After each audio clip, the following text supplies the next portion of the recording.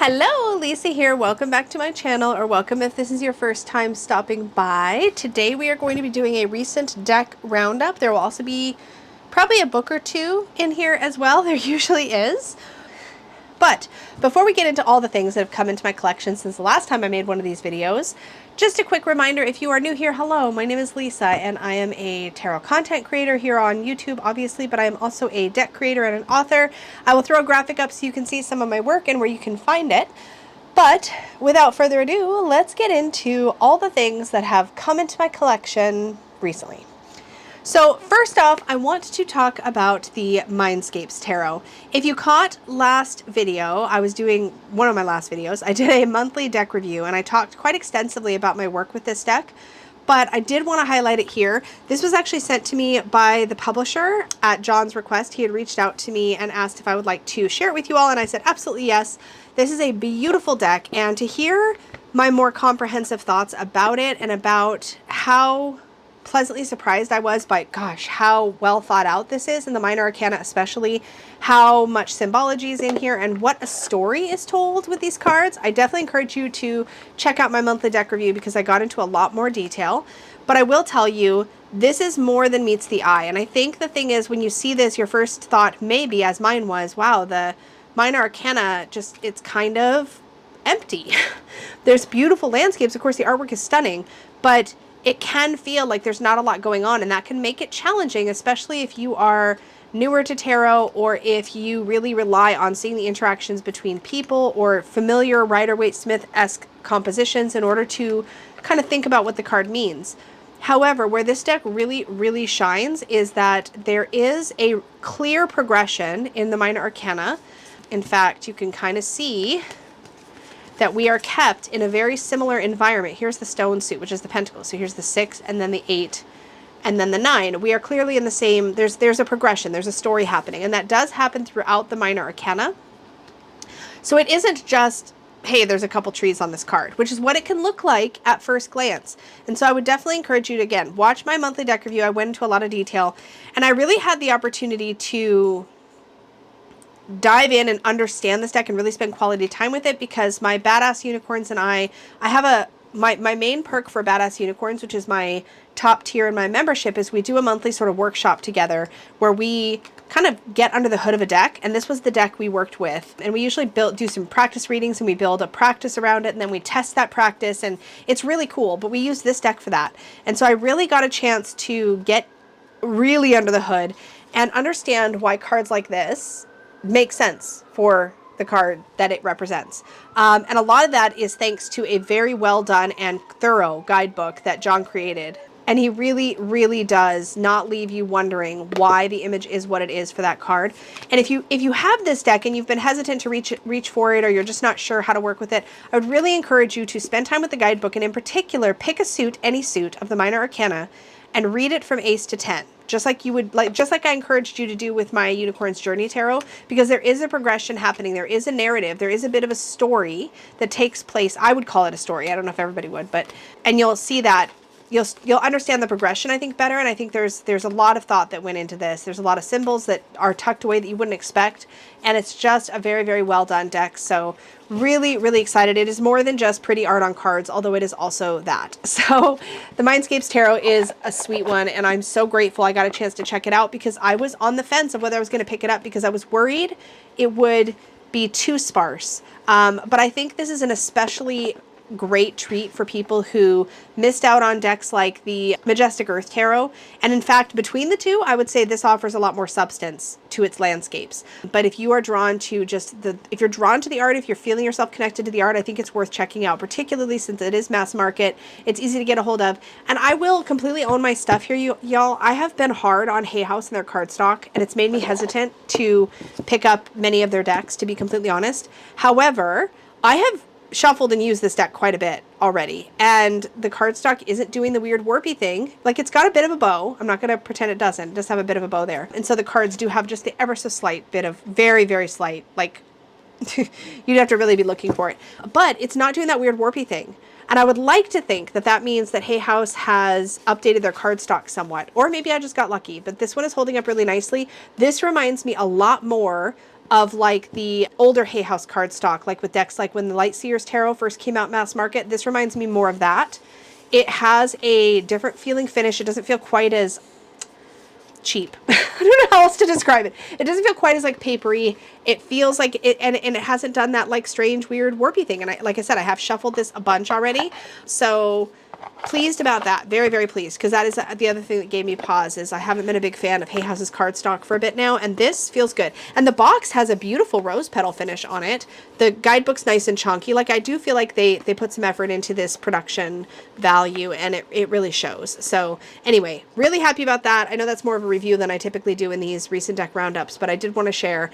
Go check out the monthly deck review again for me to just babble a lot more about this because lots of happy surprises working with it for sure. Okay. A deck that I purchased while I was in the Portland area. Well, okay, I didn't purchase this. I keep saying I purchased it because it was my intention to purchase it, but Dawn beat me to the button because I was with her. It was on sale on Amazon in the US for like something ridiculous, like $11 or something. I don't know why it was on sale, but it was. And this was on my list. It is called The Light Within. This is an affirmations deck. Affirmations for Daily Inspiration and Guidance by Jody Bergsma. Now, I had a very specific reason for wanting to pick this up. I absolutely adore Jody Bergsma's artwork, but I have not yet found a deck that fits quite well in my practice with her artwork on it. So there is a sort of like an old-fashioned looking kind of like magical like fairy sort of like one that she has. That was the first one I think that went to market with her artwork that I saw. And then she put out the Animal Spirit, I think it was called, Oracle, and it's just beautiful. Her artwork, like look, it's just beautiful. And I had that one for a bit, but it just didn't end up working out. And I was like, well, wait, she's got an affirmation deck out now. And like, first of all, look at the chunkiness of the book. There's like a lot of substance in here. I did talk about this, and I think I showed every single card in my Portland haul video as well. But it is absolutely beautiful, and there is a gorgeous affirmation on every card. I don't have very many affirmation decks on purpose because I find that these kind of decks aren't often, they're not something I need a lot of. But I thought it was perfect for a Jody Bergsma deck because her art is gorgeous. These are nice big cards. Like here's the Mindscapes Tarot. Like the card is bigger than the deck in its box. Like so you can get an idea. These are big. These are like postcard. These are I think these are like 4x6. These are probably 4x6. So they're quite large. But this is the kind of card that would be just beautiful to pull out and set in a card stand and reflect on. The messages, the little affirmations are really beautiful. I love the selection of her art that's in here. It's not just animals, but it's also animals. And it's got just this very inviting, slightly spiritual toned language in it. We've got a guardian. We have the beautiful dragons. But it's not trying to be as specifically like an animal deck. There is animal artwork, of course, as you see. But you won't see just one card with horses, for example. And this one is like my favorite. Look at them. Like the cute aggression. I just can't. I've always loved this piece of hers. So if you have another Jody Bergsma deck, you will probably see some repeating artwork here. If you don't, then this would be a standout. But again, I've always really loved her artwork. There's something about it that it feels sort of light suffused. It's a very specific style, her art. And I've always really loved it. Lots of like jewel tones, like vibrancy in her colors. And it's very rich. I don't know how else to describe it, but it's very rich. I showed all the cards again. It's so pretty. I just want to. Look at this. Is my favorite owl ever. Anyway, if you've already seen me talk about this, then I apologize. But this did come in since the last time I made a recent deck roundup, so I did want to make a note of it here. And other than the affirmations on the cards, in the guidebook you do get a quote, which is really great. So if you want to reflect on that, as well as a guardian meaning and there's like some journal prompts. If you drew this card upside down, you should consider. Well, these are kind of like prompts. But yeah, there's some substance in the guidebook as well. And it does bring in like flamingos or whatever's in the card. Cats. So you do get some of that sort of like animal stuff or whatever, symbology conversation. I'll be honest, I didn't get this for the book. I got it for the beautiful artwork and the affirmations. I think this would also make a really lovely bedtime deck. Just to like pull a card and reflect on the affirmation. So I may do that at some point. I always like, there's like relaxing decks to work with. And this is that kind of a thing. And I'm happy about it. I was also sent some things from a deck creator So this was not really on my radar, but I received a really lovely package from the creators of the Steamboat Arcana. Yeah, the Steamboat Arcana, which is a Mickey Mouse deck. So they've put out the Steamboat Arcana, and it's got this like matching bag. And they've also put out the Gauchos Arcana. So these are based on the Mickey that is just come out of copyright. So this is 1928 Steamboat Arcana. So it's specifically like Steamboat Willie. So I guess it's not Mickey Mouse, it's Steamboat Willie, I guess. Anyways, it was really sweet of them to they sent me a little care package that included these decks and their like corresponding cloths and bags and all the goodies, which was very sweet. But the message that they included with the box was that they had watched my cardstock nerd video. I forget what I called it. The Ultimate Guide to Cardstock that I did, which that video, of all the videos I've ever made on the channel, that one, I spent months working on that video. So to know that it helped anybody really just made me happy. So they ended up, I guess they said that it was really helpful to them when they were producing their decks. And so they sent these to me as a thank you, which was very, very sweet. I don't yet know if these are going to ultimately stay in my collection. I'm not a big like Mickey, or I guess I'll say Steamboat Willie person, but these are really cute. Cardstock on these is nice. This is a linen finish. I don't think it's black core. It might be though, actually. I don't have my light, but I don't have my light because I left my phone in the other room. But these might be black core. I'm not sure. I haven't actually looked at their campaign to see what cardstock they decided on. But this has got the snap of a playing card style stock, so it feels really nice. This is what the backings look like, and there's some lovely like gloss accents they added to these cards, so that's really nice. But yeah, this is like, I guess, Steamboat Willie and Friends. Steamboat Willie is just a titch before my time, I guess I would say. I wasn't really watching, like by the time I was watching these types of characters, they were already in their later iterations, I would say. But I did used to love me some Looney Tunes and stuff like that. It is kind of fun to see these characters, but I'm not sure if it's my personal fandom. I don't ultimately know what the future of these decks are in my personal collection. It's really fun to be able to flip through them and just kind of see how they assigned what they did with these characters, these like black and white characters in this color world. It's kind of fun. And certainly this has got some inner child vibes for sure. I don't know if it's my inner child vibes or not. So I'll probably take some more time with it and kind of see how I feel, and then ultimately make a decision later on about, you know, what the future of these decks are in my world. But I thought that was very sweet of them to send them along as a thank you. And as somebody who, I create a lot of things, and I put a lot of work into a lot of the different things that I do, and it's getting recognized like that just was really, really a lovely experience. And receiving such a kind note from the creators about that my work was helpful. I mean, that's the piece I think that matters. It's not that they sent me this, like that was very sweet of them, but just to get a note and say, hey, that video that you did, like, that was helpful. That's what just totally like makes me so happy, is if I know that something I put out has been useful in some way. There's a specific itch I have that scratches, like when I know that like something was useful, because 99% of what I put out in the world, y'all, if you don't know this about me, I'm telling you now, 99% of what I put out, my dearest wish for it is that it will just be useful to somebody, that it will help somebody. And I know that sounds kind of weird, but like that's all I need. That's all I need, is just to know that something was helpful. And maybe it's just, you know, whether it's demystifying cardstock, this is the Gaucho one that I'm showing now, whether it's like demystifying cardstock, or, you know, talking about self-worth things, or I don't know, demystifying a common piece of confusion in a tarot practice, or whatever it is. I just, that's what makes me happy. And I think there's a bit of a teacher in me, and I think that's what it is. I like being of service. That's what it is. I don't know how to describe it, but that's my only hope for like everything I do, pretty much, is please somebody just find it useful. You don't have to like me. You don't have to like everything I do. That's totally fine. But like, I just want somebody out there. And as long as I know like one person has found something valuable, it's like all the work feels worth it at that point. And so it really does make a difference when I get comments or whatever, and somebody says, hey, like this thing that you did, hey, it actually like made a difference. That is like, man, that is like the best feeling. So anybody who has taken the time to do that, I genuinely appreciate it. So yeah, these are the decks that they created. And I think they have other stuff too now, but check it out. I will link to it down below so you can check these out if you are interested. But these are the two. I think they put out Steamboat Arcana first, and then Gauchos Arcana was, I think, their more recent one. And then they have, like I said, they have tarot cloths and bags and things that kind of match each of these decks. It's got really pretty green edges, and this is the black core linen, or I guess not linen, but it's the black core version of the deck.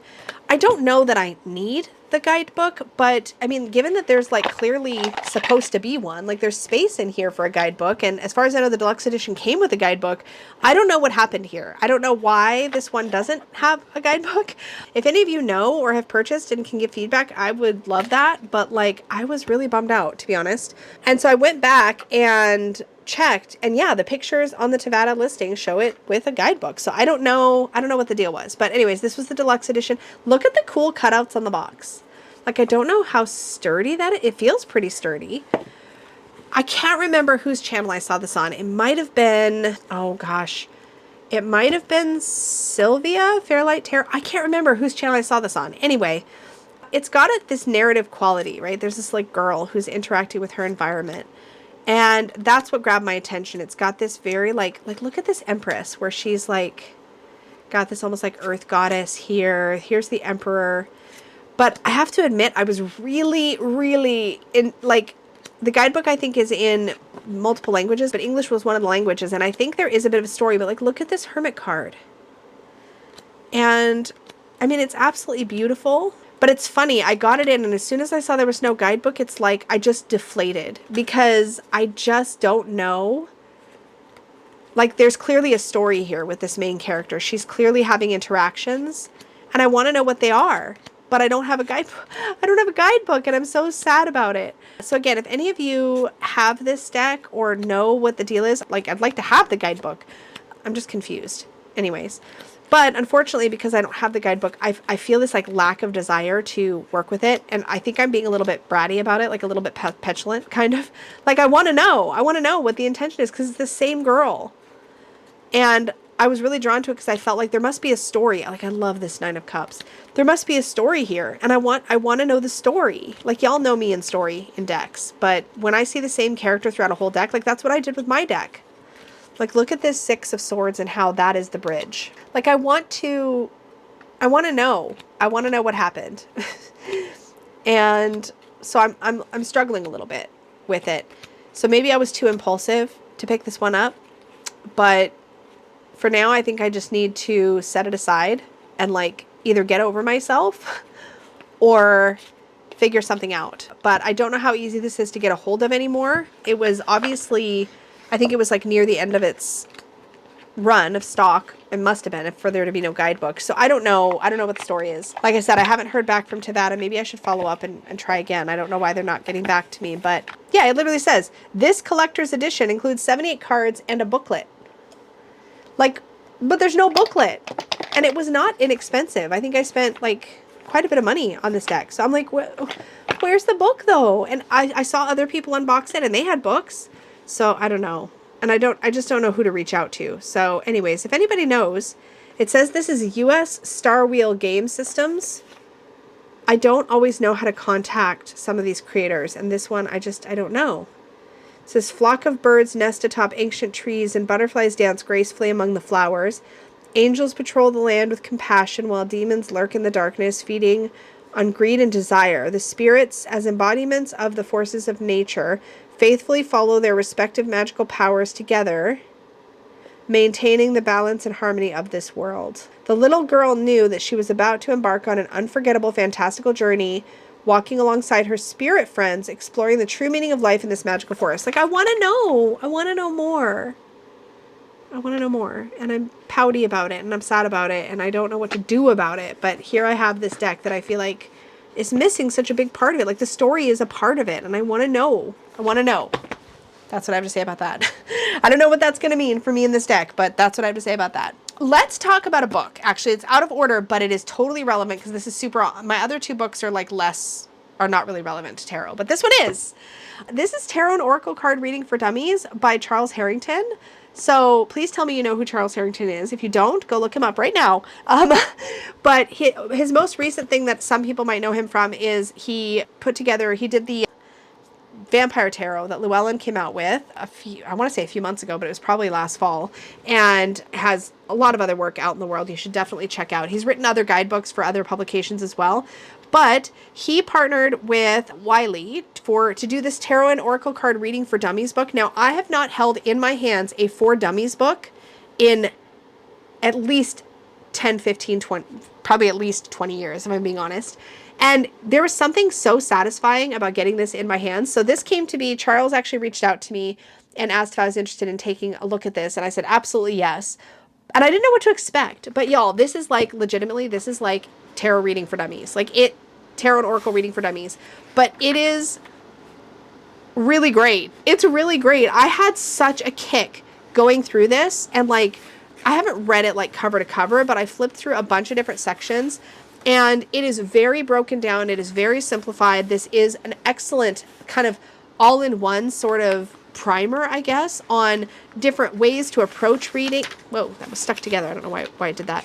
Different ways to approach reading. I will say, physically, getting a copy of this compared to, say, what we're used to with our divination publishers like Llewellyn and Hay House and these other publishers, it's been really interesting to feel this paper quality. It feels very different than what we're used to. We're used to glossier pages and beautiful artwork, but this is a for dummies book. It is not it's not from the same genre of books that our other tarot books are. And so when I take something like this, right, the Neuroscience of Tarot, and it's got that heavier paper and it's got a certain it's got spot gloss. It's almost like the people that put out tarot books for us in our usual sort of corners of the publishing world that our stuff comes out in. It's almost like they understand that we are geeks for art and aesthetics, and we love a beautifully produced physical product. Whereas if you're picking up a for dummies book, you want the information. You're buying the information. You're not buying this high-end book experience. So that was kind of fun. I was like, oh my God, this is taking me way back. But it does have a full card by card write-up in here, but there's so much more. Let me just show you the lay of the land here. So you have an introduction, so introducing tarot and oracle card reading. And this gets into recognizing the gifts of tarot and oracle cards, telling stories, predicting outcomes, exploring your psyche, kickstarting creativity, pondering the mysteries. Talks about choosing your decks, considering the classic, responding to the art, observing oracle decks, growing your collection, tapping into just enough tarot history to kind of understand. Dispensing with myths, love that. We've got touring the tarot, so understanding structure, looking at the big schools of tarot. So he covers Tarot de Marseille, Rider-Waite-Smith, Crowley, and then the fourth school is no school at all, which I absolutely loved that section. I actually read through that. Then it talks about becoming a reader. So these are things like knowing yourself, predicting the future or not, understanding the source of information, identifying your divinatory goals. Troublesome topics, so ethical dilemmas, biases and prejudices, diffusing difficult readings.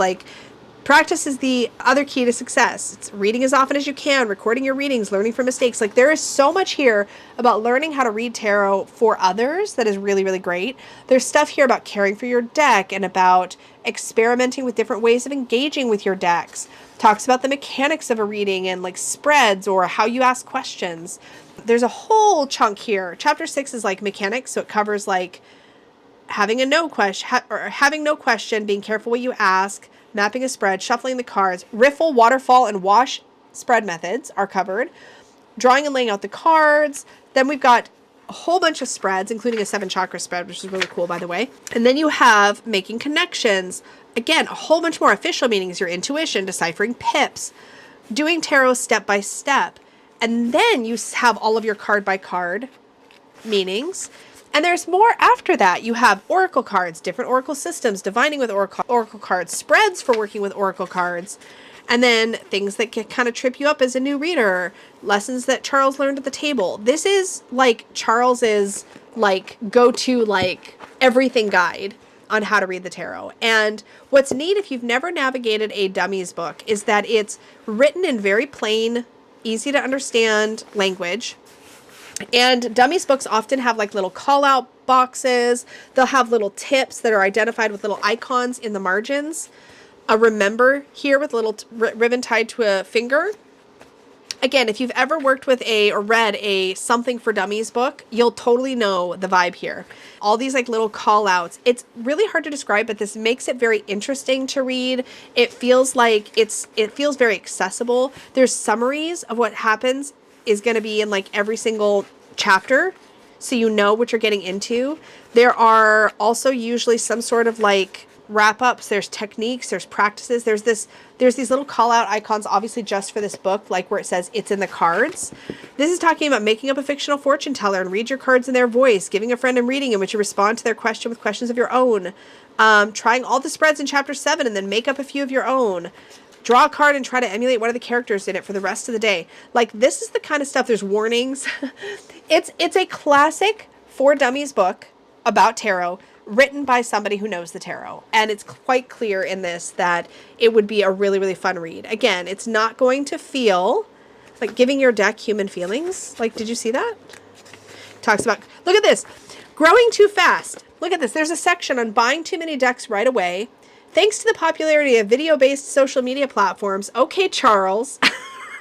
No, but it's true. Thanks to the popularity of video-based social media platforms, an alarming number of readers are going from purchasing their first decks to becoming professional readers in a few weeks. Give yourself time to develop your practice. There's also a warning here about how tempting it is to buy too many decks right away. Like, how freaking cool is that? Like, this feels very modern. It feels very in touch with our current tarot community and like the state of things as they are now. It has a dated look because that's the look of a For Dummies book. But it is not dated content. So if you're curious about this, I feel like this is jam-packed. And one thing you'll notice is that, like, it's all information. Like, this is a great little comprehensive, all-in-one, very affordable guide. I feel like these books are not very expensive. Yeah, it's $19.99 US.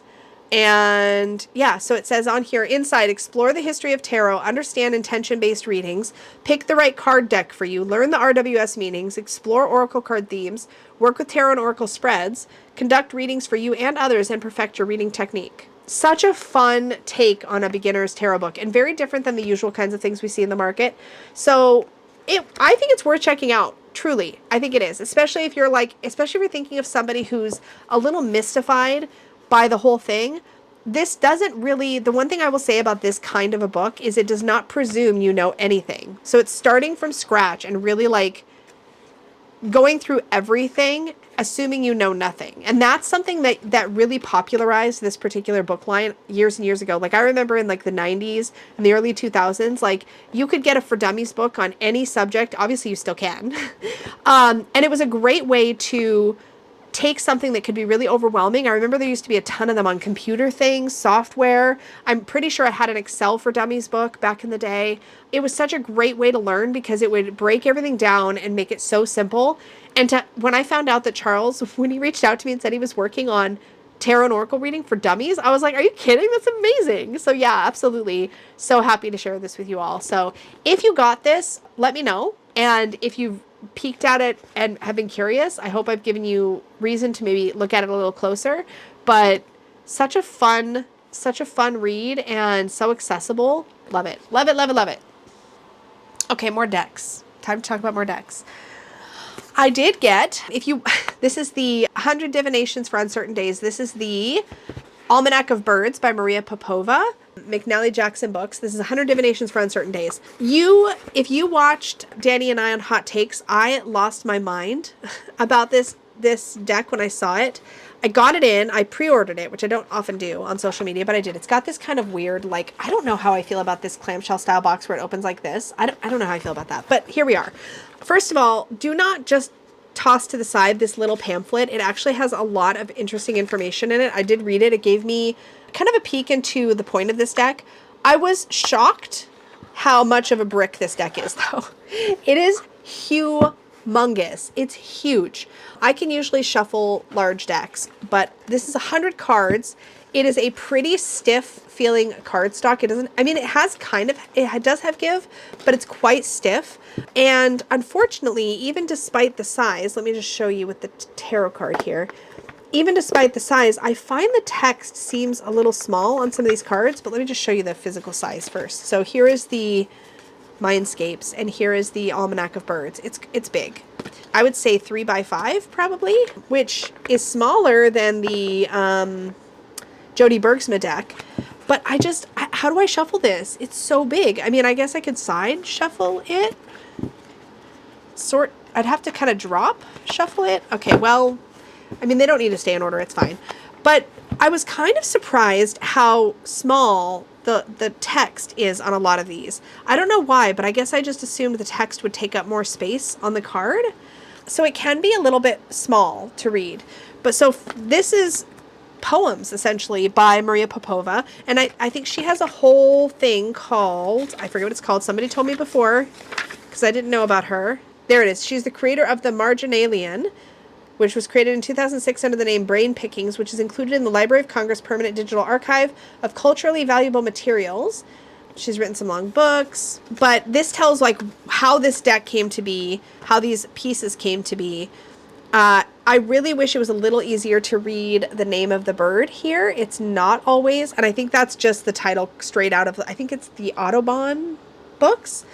Anyway, it says, encounter each other. This is a great blue heron. Encounter each other at the outer edge of desire with almost hopeless mercy and a reservoir of mutual respect. Risk every safety and every constant for a single sunbeam of wonder, a golden reflection of a larger life in the pure streams of the possible. This one says, human beings are vessels of perpetual change, limited by time and flesh, yet inhabiting life, accidental as it is, with fearless self-possessing, able to question and able to believe in the wild necessity of being. I mean, this is so beautiful. I have no idea how I'm going to use this. Like, I wanted it so bad, and now I have it, and I'm like, I don't know. Have great patience with all attempts at changing, for patience is respect bestowed on the present and a kindness to time.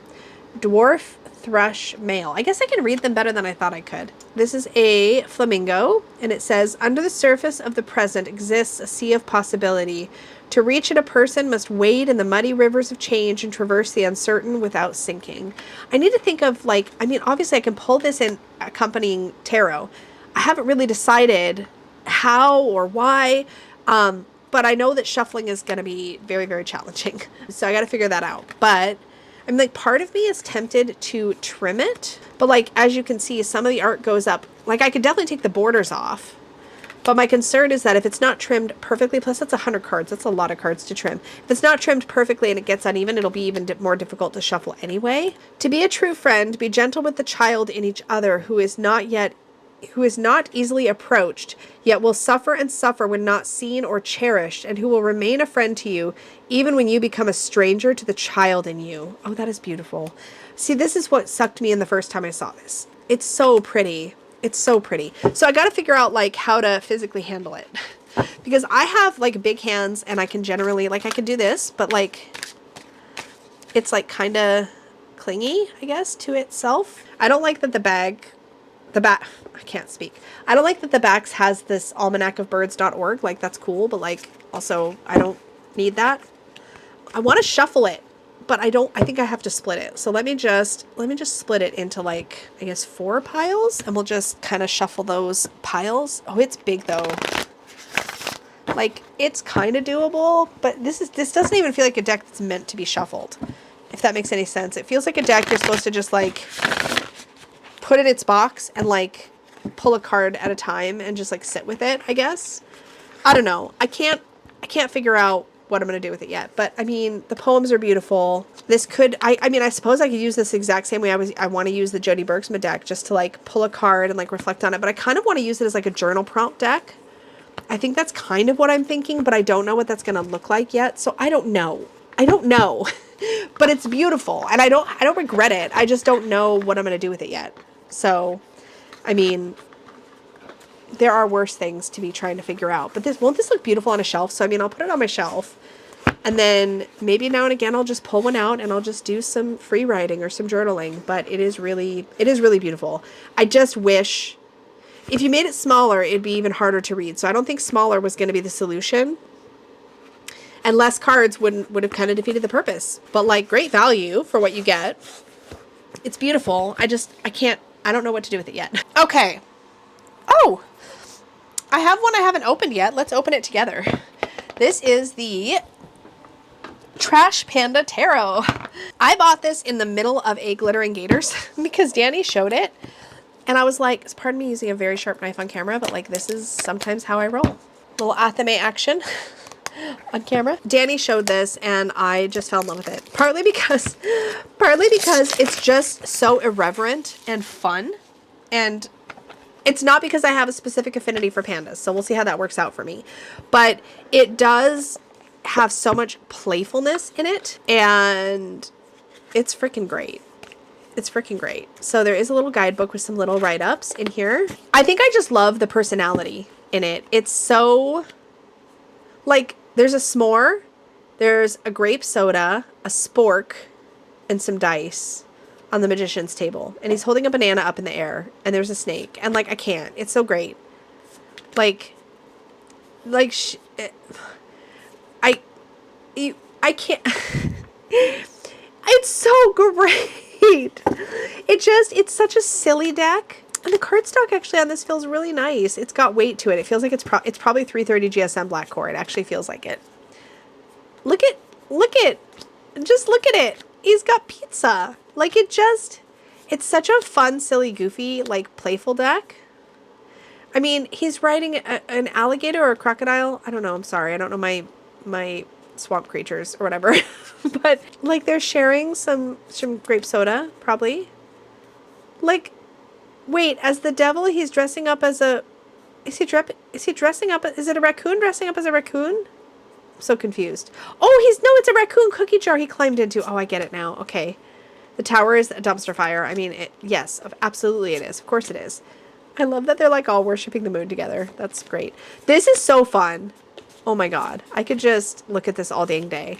But the wands are like s'mores. I mean, not s'mores, burnt marshmallows. Toasted marshmallows on sticks. Like, grape soda through the cups. I mean, part of me wants to kind of pair this with Sassy Dragons. Sporks for the swords. I mean, of course it is. Of course it is. And then we have these D20 for the pentacles. I'm so entertained. It's so funny. It's just funny. Like, it's not about the raccoons to me so much as it is about the absolute just hilarity of it all. So this is a goofy thing that I picked up. It's also further kind of amplified by the fact that in my current game, the current roleplay game that I'm doing with Dawn Michelle, where we're playing BG3, of course, still, yes, we still do that. She's playing a character who she refers to as a trash panda, and so this reminds me of that. I just realized the last two decks I've got that remind me of characters in BG3 have both been for Dawn's characters. Like, I bought this, and then in the last game we played, I got the, I forget what it's called. I forget what the tarot's called, but I got one based on her character Daphne from our last game. So fun. Anyways, but regardless, this just seems like fun. It just seems like good, honest fun. And I just want to play with it. It just seems like a lot of fun. So I might test this one out in my next member reads and just see like how it actually like reads, because it feels like it would be a lot of fun. Like, that's one of the things I love about the zombie tarot. Is the zombie tarot, while it's like a spooky season deck and it's zombie themed, what I love about it is all the humor, because it just helps you look at situations with a little more brevity, and yet it's still really meaningful. Like, it's great. Oh my gosh, I feel like I'm saving the best for last. I'm not really doing that intentionally, but everything coming up I'm so freaking excited about. Okay, so let's talk about the Cracked Amethyst Tarot and these little minis. Oh my god. Oh my god. Like, you just don't know how excited I am. So first of all, this is by Jessica Bott, and she originally, her first tarot she created was called the EDSA deck. And here it is, here in a mini. I have been obsessed with the EDSA deck since I very first saw it years ago. And I did manage to get the Amethyst Oracle, which I have had also for years in the same, oh, here's the title card. Like, my copy is actually yellowed at the edges because that's how long I've had this and how much I've used it. There's something about this kind of like vectorish, flat, I don't know how to describe this art style. I really like it. That's basically the punchline. And so this is my full-sized copy of the Amethyst Oracle. And this was originally created, I believe, to be a companion to the EDSA deck. But at the time I got this, the EDSA deck Tarot was already out of print. And so I have like, I've held on to my precious Amethyst Oracle the whole time, waiting and waiting and waiting, because I knew, like, in case I got a copy of the original EDSA deck, but I never did. That was my one and only, I would say, unicorn deck, as we call it. Something that I just really wanted but could never quite find. But a long time ago, at least a couple of years ago, possibly 3 or 4 years ago, Jessica announced that she was working on an updated version of the Idiosyncra deck, or a reimagining of the Idiosyncra deck. And it's finally in my hands, and I could not be more excited.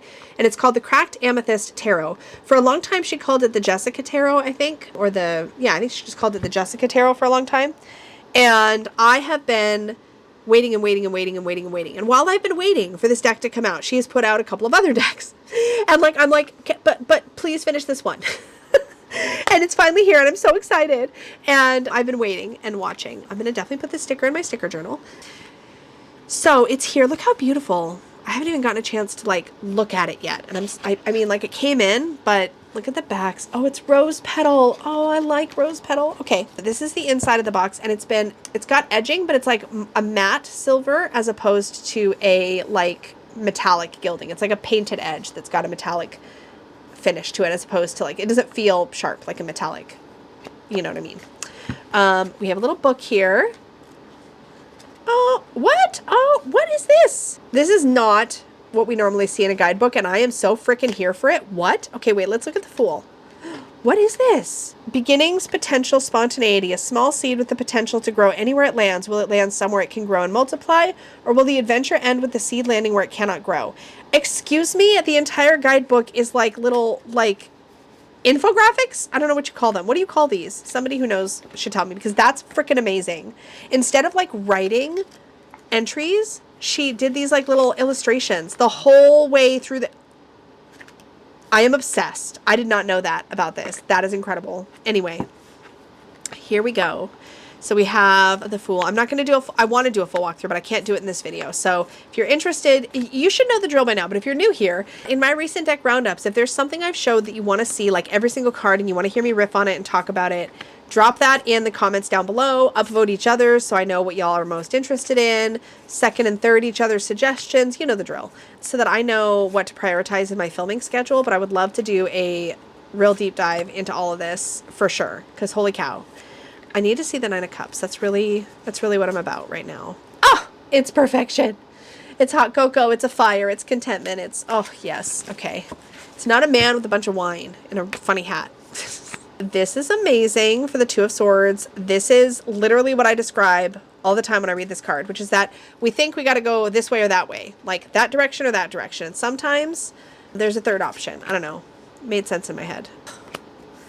This is so good. Oh my God, I'm gonna have so much to say. Anyways, that is beautiful. The production value is beautiful. It was worth the wait. Cannot wait to dive into this. I know for a fact that I'm gonna get along with this because I love this art style, but as this Kickstarter campaign went on, we met some stretch goals, and so we were able to get the little mini Idiosyncra deck, the original in a mini, which I of course snapped up. I wish I could have gotten this in a full size, but I will take it. And then a mini Amethyst Oracle to accompany it, which just makes my little mini loving heart so happy. This is exactly what I have here in full size, but in a mini. And I am real tempted, y'all, now that I have this and it matches with the little mini Idiosyncra deck, I am real tempted to actually let my full size Amethyst go. Like, look, are you kidding? And part of me wants to do, if I do a full walkthrough of the Cracked Amethyst Tarot, I would probably do it with a comparison to the original like Idiosyncra deck card using this little mini. If you're interested in that, again, let me know in the comments down below. But having any version of the Idiosyncra deck in my hands again makes me so happy. You just have no idea, because I've been waiting so long. So long. Like, I always loved this Four of Stones with the little Zen garden. Oh, it's so good. What is the Nine of Cups in the Idiosyncra deck? I think it was still hot cocoa, if I remember right. Let me just see. Oh, no, it wasn't. It was, well, no, I guess it looks kind of like it kind of looks like a hot cocoa, but in a tropical environment or something. Same kind of vibe, though.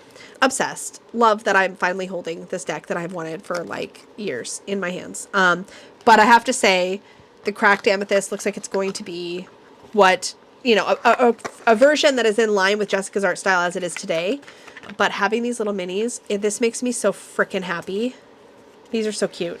So I'm obsessed. I don't know if she will ever sell these little minis. Like, I don't know if they're available to buy. I will have links to anything I'm talking about where possible. But as I understand it, the reason she never reprinted the Idiosyncra deck exactly as is because she really wanted to update it. And that's what she's done here. And this looks like it's going to be really, really, really good. And I cannot wait. But like these two, oh, this just makes my heart so happy.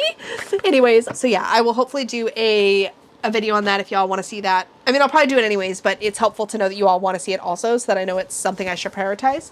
Okay, another deck that I am so stinking excited to finally have in my hands is the Discovering Beauty Tarot. I got the big guidebook with it. This was optional. I believe this was like an add-on.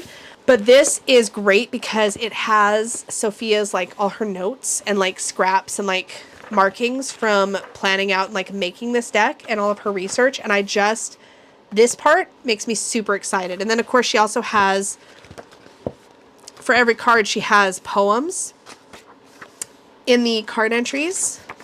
Oh my God, amazing. This deck is really special. I am really excited to see how this is going to fit into my collection, but specifically I would like to see what it's like to pair this maybe with the Reclaim Oracle, for example. But it's black edge. These cards are a little bit different than tarot size, and I'm so glad she made this change because the aspect ratio of the artwork was a little bit more square. Let me just show you. So here's a standard tarot. Oh, this is really bad because this is like, here, let me do it this way so you can kind of see. So it's same width as tarot, but just shorter. And this was one of the things that I was hoping she would change when she was first doing the Kickstarter because there was a lot of white space above and below the art just by nature of the shape of the original artworks. But the titles are like sort of baked into the imagery. This is another one of those like squishy bodied, like just really empowered kind of decks, and I love this vibe. I love this Justice card so much. One of my favorites. But it is real beautiful, and I don't want YouTube to get mad at me because there's a lot of nudity in this deck, but it's a kind of, it's artistic nudity, it's very tasteful, and it's very in line with the art. Oh my gosh, it's so beautiful. This is one of those things that's just really, it's really unique. It's really special. It's not the kind of thing I think you're going to just see everywhere. And I love that. I love the emotiveness. I love the posts that the creator has made on social media using this deck and reading with this deck and sharing little poems from this deck. And it's just been really special. So I've been eagerly anticipating this one. And this is another one that I would love to spend some more time with. Also, if you are a Magical Unicorner up in my membership and you see a deck that I'm showing today that you really want to show up in our next member readings, let me know that, please. Because that will also help me to choose. Because I usually try to pull in some new things. But yeah, really excited that I got the big book for this. Because there's a lot going on in here. And there's some journal prompts and some affirmations and a meaning and a poem. And then all of these like notes. Like, there's a lot going on in here. I probably will need a magnifier to read some of these notes. But I totally plan to poke around in some of these. Like, look at this. I am unafraid for the Six of Earth, reciprocity, boundaries, trouble setting boundaries, boundaries and limits. I mean, just seeing kind of what went through her head as a creator while figuring out what she wanted to illustrate and how she wanted to illustrate it. Yeah, I cannot wait. There's clearly a lot of thought and depth that went into this project. So very, very excited about that. Two more things, both of which I'm so excited about. I know we've been here forever. And then I have a couple books to show. So I got my first Broccoli Magazine Oracle deck. This is the Fairy Tale Oracle 44 card deck. This just dropped. Like, I was on the wait list for this. I have not really been tempted by any of the other Broccoli Magazine Oracle decks, but everybody raves about them. Dawn does, Krista does. Like, I've seen so many people talking positively about these decks, but I didn't quite see the appeal of any of the other ones until I found out this was coming out. And I was like, well, I'm going to need that. It is a fairy tale themed deck. It is so beautifully produced, number one, and put together. The production quality is excellent. Look at these gold accents. They're beautiful cards. The guidebook is color-coded. More on that in a second. The way that this is designed is like exactly like the way I like my Oracle deck. So you have your beautiful artwork, of course. You have a title or whatever that tells you what you're looking at. And then 3 associated keywords. This is like that's how I designed my deck, right? Main theme or keyword, and then three sort of jumping off points, intuitive keywords, whatever. So in this deck, there's this micro border right here between the artwork and like the light border that you see there. So this deck is actually 3 sections. There are beings, which have this kind of like blue micro border. So we have like fox and frog. I'm skipping a bunch of cards because it's not a walkthrough, Lisa, calm down. Maiden, sorcerer, they're all fairy tale themed. And like, look at this beautiful art, for real. And then the next section is like places. So you have beings, then you have places. So like you have ball, castle. Again, these would be fairy tale locations. Cave, forest, tower. And then you have things. So again, they're going to be fairy tale themed. So we have apple, broom, cloak, gold. Again, I'm skipping a bunch. Stone, wand. These feel like they are matte laminated, so they're really lovely. But then when you get in the guidebook, first of all, the idea that I could basically separate these into their various sections, and like maybe pull a card from each and do build a reading where you have like a being, a place, and a thing is very appealing to me. So I would like to play with that a little bit. But then look at the guidebook. So the blues are your beings, the pinks are your places, and the yellows are your things. Very thoughtfully put together, compact guidebook, but that gets the point across. Like, this is such a usable deck. Like, so good. And the other fairy tale oracle that I have is this Kate Forsyth Mass Market one. And this definitely can hold its own with this. Very, very excited about this. Very, very, very, very excited. So, yes. And the last thing that is a deck, and then I have 2 books. I still have 2 books.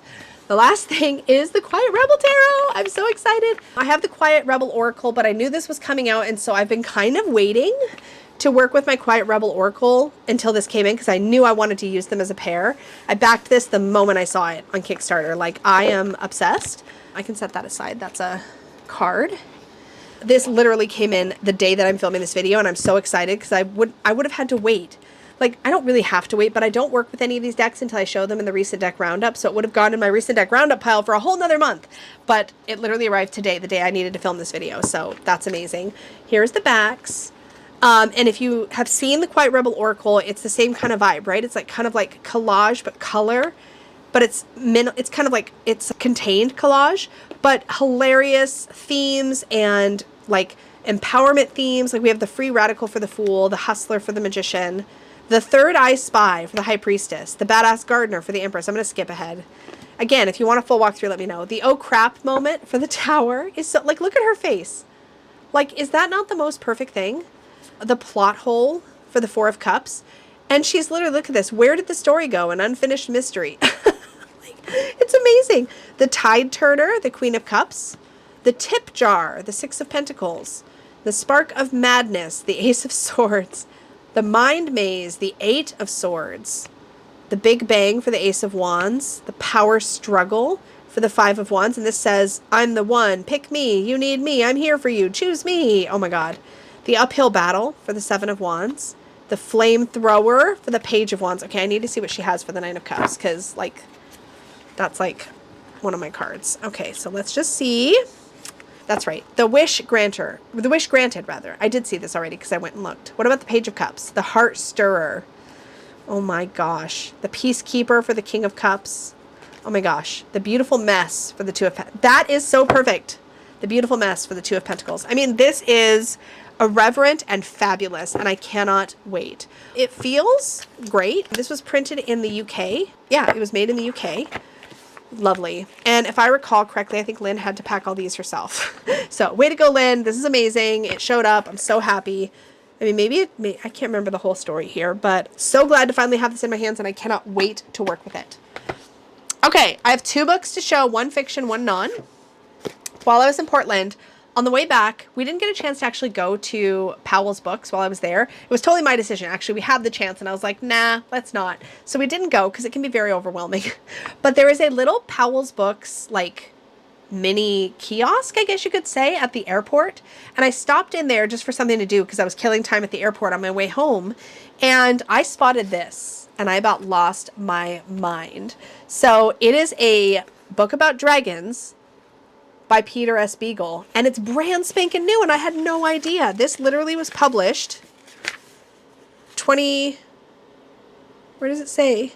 2024. This just came out. Like, I didn't know, but it's called I'm Afraid You've Got Dragons by Peter S. Beagle. And up here, the endorsement is Travis Baldry from Legends and Lattes. As ever, a master. I could not agree more, Travis. From the beloved New York Times bestselling author of The Last Unicorn, dragons are common in the backwater kingdom of Belamontag, coming in sizes from mouse-like vermin all the way up to the fabled kings, which haven't been seen in an age. Gaius Aurelius Constantine Heliogabalus Thrax, who would much rather people call him Robert, has recently inherited his deceased father's job as a dragon exterminator, a career he detests with all his heart. Things turn from bad to worse when Robert is hired by the royal family to disinfect the entire castle, as Princess Cerise is determined to receive Crown Prince Reginald with the shabby chateau looking its best. What happens next is not the fairy tale you may be expecting. This sounds fun and playful and dragony, and I cannot frickin' wait to read this. And I just was so excited when I saw this on the shelf, so I snapped it up immediately. It says here, Beagle illuminates with his own particular magic by Ursula Le Guin, or Lagoon, I don't know who that is, but another endorsement. I cannot wait. I cannot wait to read this. So I was super excited to see that. So I picked that up. And the other book I got since the last time I did one of these is this one. It's called Walking a Sacred Path, revised and updated. This book was actually initially published back in 1995, but this is by Lauren Artress, and it's about walking the labyrinth as a spiritual practice. And she was kind of formative in, Lauren Artress is one of the pioneers of the Renaissance of Western spirituality. Part of the fun of reading Walking a Sacred Path is to feel the great dignity of the symbol, regardless of one's own religious background. As you follow a winding path for 20 minutes or so, you might cry tears of grief or joy, solve the riddle of a messed up family or work life, feel better about an illness, or gain spiritual insight, LA Times, and the labyrinth turns the simple act of walking into a sacred experience. So essentially, this is about walking the labyrinth as a sacred practice. I have been enamored and obsessed with labyrinth walks for years and years and years. You will find that a labyrinth shows up in a lot of my work. In fact, as an example, the cover of my book, The Self-Worth Path, features a Cretan-style labyrinth. This is at Land's End, I believe, if I remember correctly. I have a labyrinth in the Oracle deck.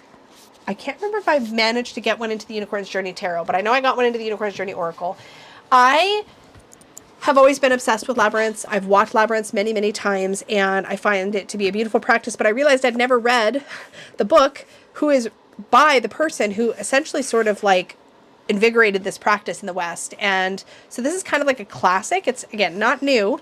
I'm sure there's going to be some dated things in here. And I believe Lauren is a Christian, so she will have that particular perspective, I believe. So keep that in mind if you are considering picking this up. There might be some God talk. There's a lot of this style labyrinth that show up in cathedrals and churches, so I expect that to be a part of the story. But I picked this up because of my obsession with the sacred practice of walking labyrinths, and I really wanted to kind of dip into this. So this is yet another side quest for me in my charting my spiritual path, but I'm excited about it.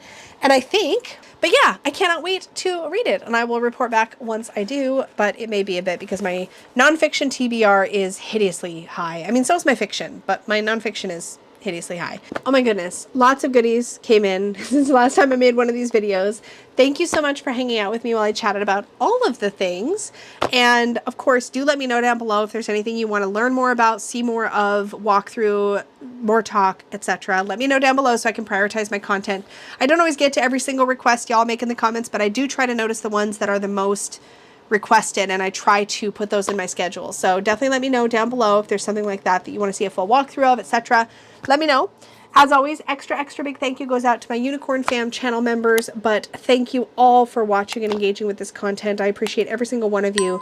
Thank you so much. And until next time, may your magic always shine from the inside out. Bye.